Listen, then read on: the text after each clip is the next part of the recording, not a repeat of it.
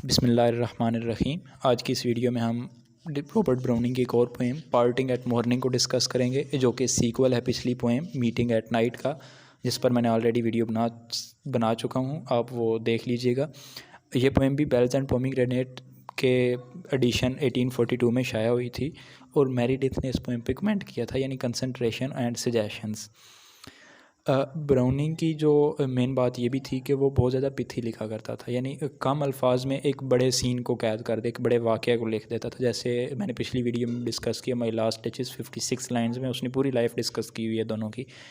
तो ये ब्राउनिंग की एक क्वालिटी थी कि वो बहुत कम अल्फाज इस्तेमाल करके एक बहुत बड़ा आइडिया और एक बहुत बड़ा वाक़या समेट देता था।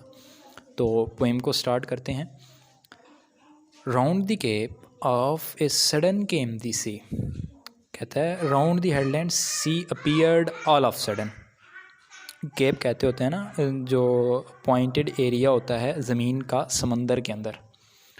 तो केप के इर्द गिर्द यकदम सी अपीयर हुआ, यानी उसका सी के होने का एहसास हुआ। सुबह हो गई है, रात को वो अपनी वाइफ से आके मिला, तो अब उसको ऐसे लग रहा है जैसे यकदम यहाँ पे सी अपीयर हुआ, यानी वो अनकॉन्शियस था इसके बारे में पहले।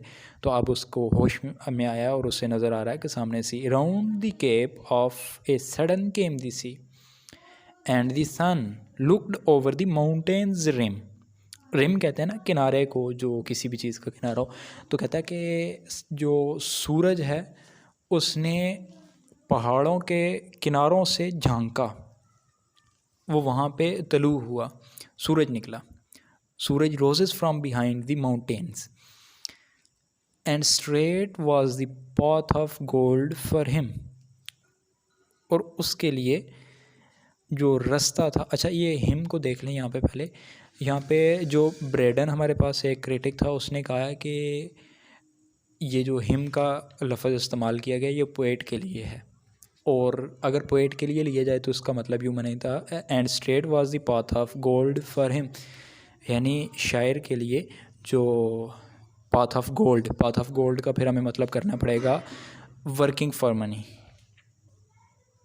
यानी उसके लिए कमाई का रास्ता बिल्कुल सीधा था, स्ट्रेट उसे नज़र आ रहा था, उसे जाना पड़ना था। लेकिन ये जो तर्जमा है ये गलत बनता है, यानी हिम का मतलब हम पोएट नहीं ले सकते। हिम यहाँ पे सूरज के लिए यूज़ हुआ है बिकॉज ड्रामेटिक लिरिक है ये, और ड्रामेटिक लिरिक में जो स्पीकर होता है वो कभी चेंज नहीं होता, वो एक ही रहता है।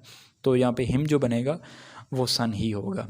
And straight was the path of gold for him, और उसके लिए जो रास्ता था, उसकी रेज़ जो रास्ता बना रही थी गोल्ड का, वो उसके लिए बिल्कुल सीधा था।